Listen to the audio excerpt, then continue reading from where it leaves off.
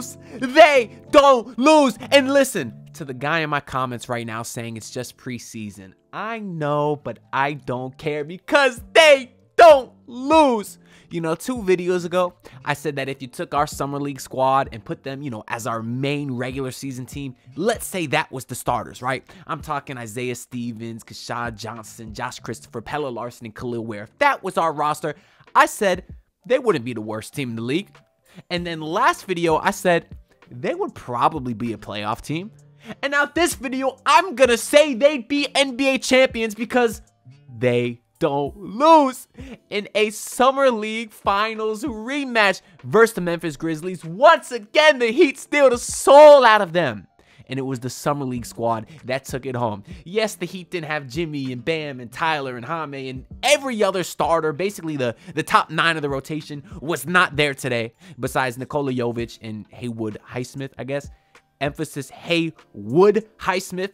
I have one guy in my comments that's very annoyed that I call him Hayward Highsmith, which I get that's not his name, but force of habit. It's Haywood Highsmith. They played today. Anyways, you go into that 4th quarter, the Heat are down 10. I'm looking at the anonymous player prop betting app that doesn't sponsor me, so I won't say their name. And they got a Heat at plus 525 to win the game, down 10, start of the 4th quarter. And I'm looking at Kel'el Ware checking to the game. I'm looking at the father of the Memphis Grizzlies bench, Josh Christopher, checking to the game. And I say, he ain't gonna lose. Plus 525, that's easy money.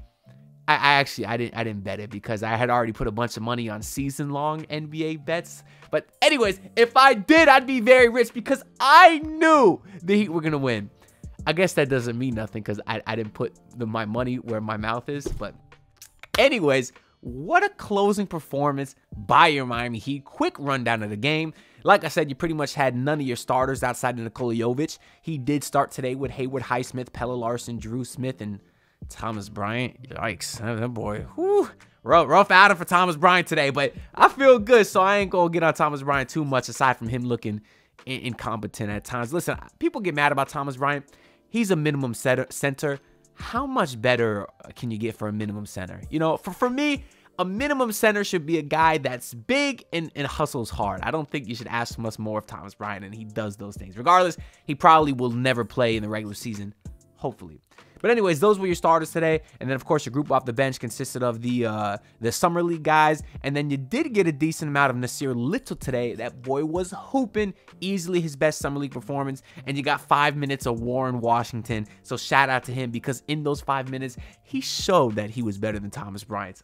Probably not, but today he was. Because, again, Thomas Bryant. Anyways, the Heat were major underdogs coming in today because the Grizzlies did play everyone. Yeah, well, Jaren Jackson is still hurt, but you had Ja, you had Edey, which this is where we should go now. Zach Edey. I tried telling y'all for months that I do not believe in this man. I said he was very successful in college because he was bigger than everyone else. And a lot of people agreed, a lot of people didn't. He was a very polarizing player. But now, the last couple of weeks, he's having a decent preseason. And I'm having more people say, see, I told you Zach Edey is good. And I said, wait until he plays against NBA-level talent on a consistent basis, on an entire game. How's he going to guard Bam for an entire game now that Bam's stretching the floor? How's that going to go for him? How's it going to go when he's going against a Miami Heat defense and with the likeness of Eric Spoelstra, who knows how to attack a guy like that? How's it gonna go? And today, Zach Edey didn't even go against real NBA starter talent because everyone for us was out. He went against the end of our roster and still got dogged because today, Zach Edey looked worthless against the Miami Heat. Now, today he did finish with, I'll say, 7.7 rebounds, so let me not act like he was doing nothing out there, but he did that on 2 of 7 shooting. The guy who is 7'4" shot 28%. And you know why? Because we got some dogs on our roster. We got Kel'el Ware clamping him. There was a couple possessions. Edey got the ball with a great post position, trying to back Kel'el Ware down. Kel'el Ware, he weighs about, what, 20 pounds more than me, but he's got over a foot on me. He is very, very skinny. But Zach Edey could not do nothing against him. Ware smothering him on every shot. And then as soon as as Edey brings the ball down low, Ware using his quickness to get in front, strip the ball. You got the whole defense collapsing on him. Josh Christopher coming in. Kashad Johnson, Isaiah Stevens. They put that boy in the doghouse today, and he wasn't able to get out of it. So to all y'all people saying that Zach Edey should be on the Miami Heat, no thank you. I'm happy with Superman Ware. I know a lot of Heat fans were mad they didn't see him start today. And it's become very clear at this point that at least early in the season, he won't be an automatic part of the rotation. He might get spurt minutes, but if he keeps playing the way he has been, he will be in the rotation come the end of the season. Because today, compared to Zach Edey, 7-7, Kel'el Ware finished with 16 points, 7 rebounds, 1 assist, 2 steals, and 2 blocks. Even got you a 3-pointer today. He was looking sensational. He is so quick on the defensive end, whether it's playing passing lanes, rotating the block shots. He just has such an IQ for knowing when to hunt blocks and stay with his man. And that's a big reason why he was able to limit Zach Edey today when they were matched up. Now, some of the reason why Ware is able to get a lot of these great looks is because of Isaiah Stevens. That boy needs to be on a contract. I understand Drew Smith started today. He's been getting the first run off the bench in these preseason games. He's on the official 2-way contract, and he's been fine. He was decent today. 3 or 4 shooting, got you a couple threes, 10 points, 4 rebounds, right? But he is fine, okay? Isaiah Stevens is elite. He's an elite facilitator. So me saying that he needs to take Drew Smith's spot is not an indictment on Drew Smith. It's me talking about how much of an elite facilitator Isaiah Stevens is. Found Kel'el Ware multiple times today. One beautiful off just his change of pace dribble is how at his size, he's able to get into paint whenever he wants, uses that change of pace to collapse the defense, do a tough wraparound bounce pass to Kel'el Ware, who dunks it in. And then another play, he's sitting there at the top of the key, dancing with the defenders. They don't know what to do with him. Gets a little bit of a step and throws a lob from the baseline nearly behind the backboard. A pinpoint pass to Kel'el Ware. He does this all the time. I'm telling you, he makes the game look so easy. And for a guy that's a rookie, the way he reads the game and the speed that he reads it at, his processing ability is amazing. He has the IQ of a guy that's been in the league for 10 years. The way he reads the game of basketball is truly, truly sensational. And he cannot let Isaiah Stevens be the one that got away, because right now he's not on the roster. How they'll make a spot, I don't know, but they cannot afford to lose him because he is truly elite at facilitating. He is a point guard's point guard. I don't know how many times I have to say it. What else do we got here on the list today? Shout out to Nasir Little once again. Finished today with 15 points for himself. Where is it at here? 15 points, 4 rebounds, 3 assists. More importantly, 4 or 5 shooting from 3. And I did take a note here after his first couple triples. I said they were 2 of the ugliest threes I ever had because they both rattled in. And the rest were very, very clean, so I'll give him that. But his form is not the best. And although he shot well today, I personally don't think it's too reliable. But hey, I thought Caleb Martin was pretty reliable. And that guy didn't have the prettiest jumper either.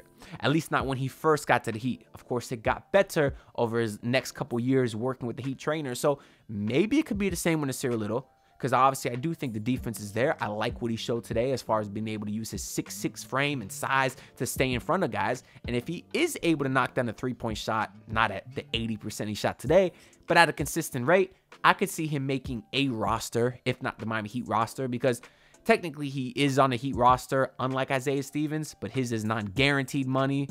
So we'll find out within the next week or so. I believe they have to make their final cuts because I think the roster right now is at 21. I think that's their training camp roster. That's why you got guys like Warren Washington is his name, and Zion Poulin, right?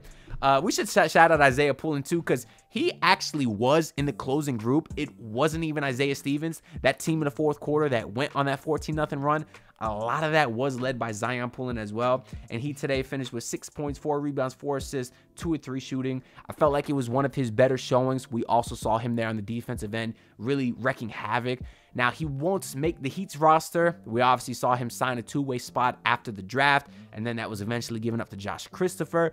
But I do think this was a nice showing for Zion Pullen, and he will be with the Sioux Falls Skyforce. And I am very interested to see how he develops over the next couple years there. But speaking of Josh Christopher, 17 points today, 3 rebounds, 4 assists, 4 steals, 6 and 11 shooting. He is a big-time player, man. When the games get close, I want the ball in Josh Christopher's hands. Now, luckily, he is on a 2-way contract. I don't think he'll get a lot of run with the Heat, just because at his position, coming off the bench, you're going to have guys like Duncan that can score, Jaime, you're going to have Alec Burks, you're going to have Josh Richardson at the guard position. Kel'el Larson is also going to be above Josh Christopher in the rotation. So there's a lot of guys ahead of him, so I don't think he'll get as much run as a guy like Kashad Johnson, for example, who's also very good today with 8 points, 4 rebounds. Y'all know Kashad is my boy, but they can use Kashad because he is a bit of a bigger guy. He could play the 3 or the 4, can be that point of attack defender for you, and be a guy that can fit in the system and sort of stand in the corner, while Josh Christopher is a guy that likes to have the ball in his hands. I know he can play without the ball because he's been doing it with guys like Stevens and Isaiah Pullen, but I do think he is best with the ball in his hands, and obviously the depth chart is just a little bit deeper at that guard position for him. Didn't even mention Drew Smith. I think the Heat have above him in the rotation, which again, I don't agree with. I know a lot of people that watch these videos like Drew Smith. He's been fine, but my question to you is, who do you like better? Do you like Drew Smith over Stevens? Do you like him over Christopher? Because that I don't understand. But anyways, Josh Christopher will probably get some run this year just when guys get hurt or guys have to sit out for whatever reason, but they will be few and far between. But I think he has shown himself capable, more than reliable at least, to fill in when the Heat need him this year. And if he plays well enough, maybe he can get an official roster spot on another team. I just don't think the Heat have space for him at this point. And I do want to shout out too from the starting lineup Nikola Jovic, because he was the one starter who did play today. Obviously being the bit of the younger guy, even compared to Jaime Jaquez, although he's been in the league longer. I know Spo wanted to see Jovic get some more run, especially since he hasn't been shooting particularly well. Started today pretty rough, but he had a really, really good second half where he kind of heated up a little bit. Finished 4-7, got you 11 points. But the thing that impressed me the most is there was a couple drives today where he really used his size to attack. We heard he was coming in at 240. I love to hear that. And there was a couple plays today where he's on the wing, he has a smaller guard matched up with him, and he doesn't dance with it. Gets right into the paint. This one time he did a spin move on John Moran and just uses that shoulder and his size to get to the rim and not settle for the easy jumper, because at 6'10", with his kind of range, he could shoot every time he wants. So it was nice to see him be aggressive and notice that he has a mismatch and be able to attack inside there. But I think that's pretty much all I got to say about the game, is the Heat get an amazing win.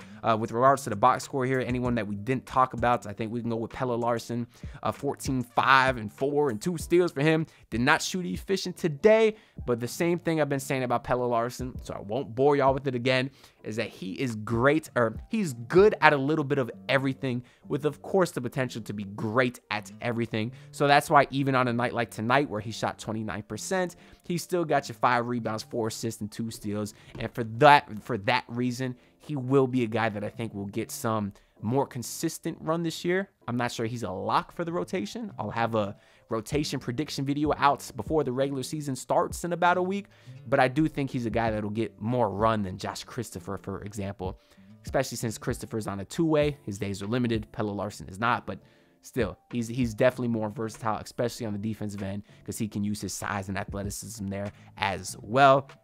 I think that pretty much mentions everyone here. So that's it. That's a wrap on Heat preseason.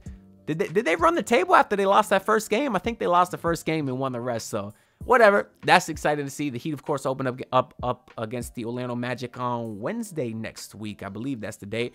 So I'm looking forward to it. It's going to be a great season, y'all. And I'll be coming to y'all with Heat content, of course, all season long. So make sure y'all subscribe. I'm on the grind to hit 6K subs right now. I can't do it without y'all. Like, comment, share, all that good stuff. Helps out a lot. And I'll see y'all on the next one. Peace out, everyone. Look, pull up in the city, tryna get that dead face. Do it on my own, I don't need no dead weight. Had to kill him off, yeah, I need a head space. You know this homegrown bitch don't offend me.